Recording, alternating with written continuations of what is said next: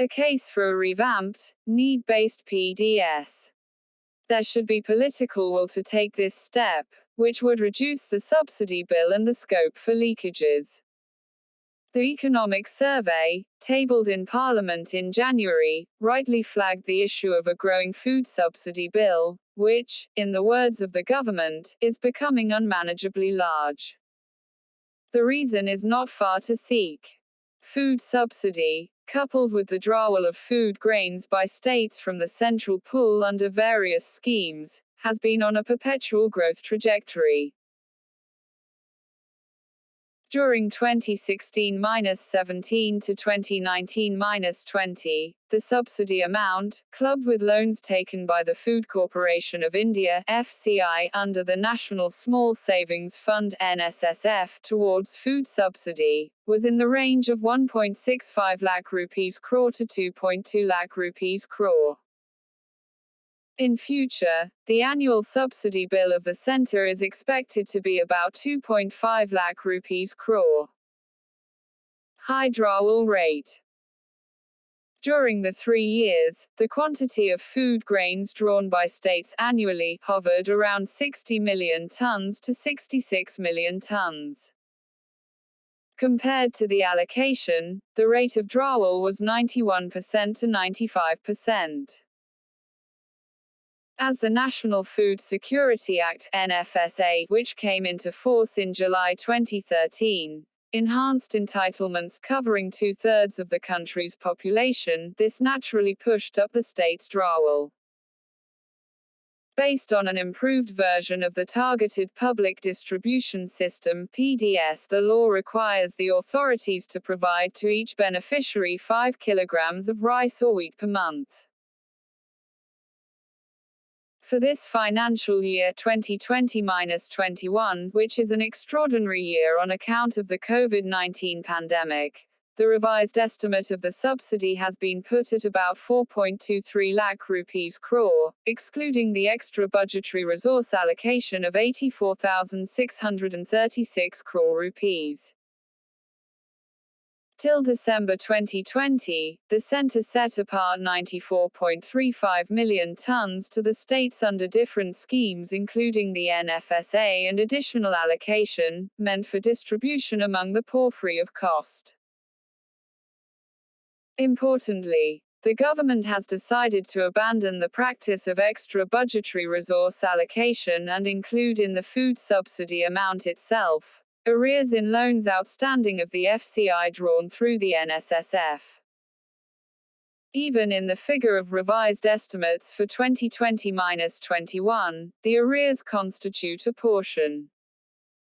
Issue prices and politics.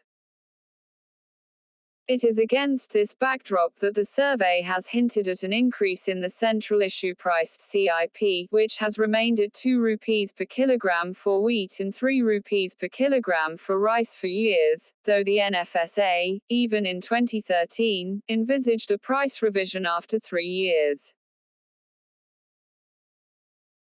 What makes the subject more complex is the variation in the retail issue prices of rice and wheat, from nil in states such as Karnataka and West Bengal for priority households (PHH) and Antyodaya Anna Yojana (AAY) ration card holders, 1 rupee in Odisha for both categories of beneficiaries to 3 rupees and 2 rupees in Bihar for the 2 categories, according to an official document.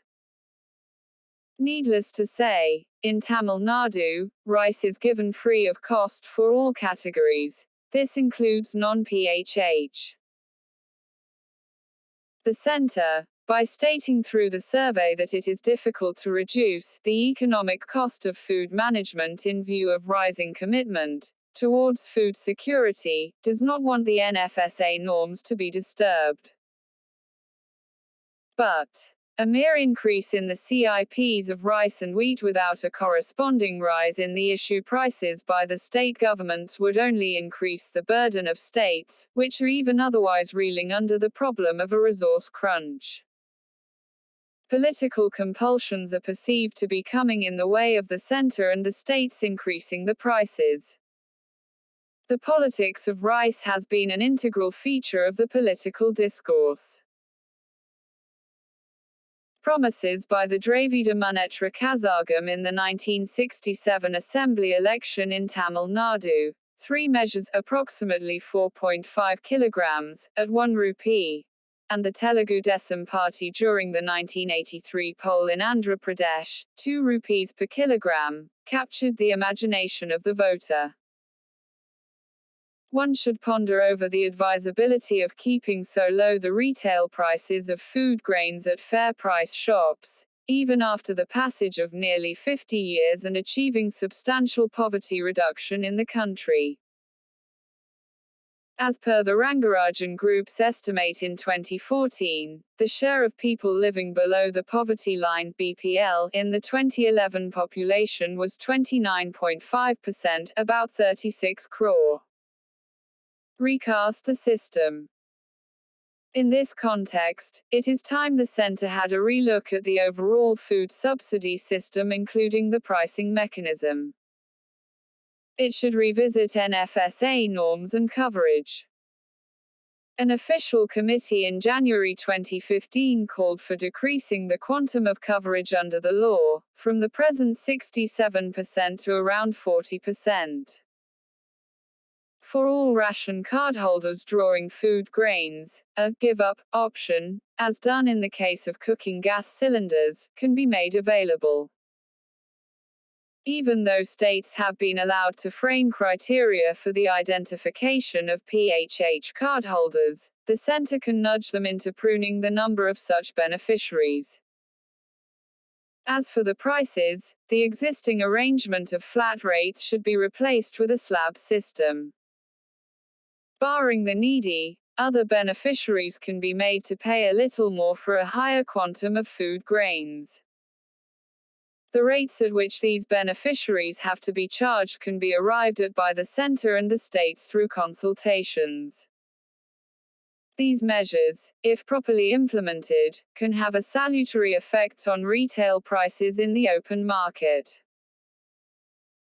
There are no two opinions about reforms implemented in the PDS through various steps, including end-to-end computerization of operations, digitization of data of ration cardholders, seeding of Aadhaar, and automation of fair price shops.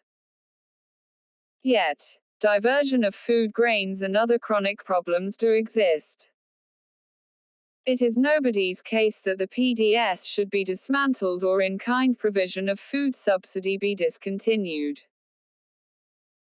After all, the centre itself did not see any great virtue in the direct benefit transfer (DBT) mode at the time of giving additional food grains free of cost to the states during April-November last year as part of relief measures during the pandemic. A revamped, need-based PDS is required not just for cutting down the subsidy bill but also for reducing the scope for leakages. Political will should not be found wanting.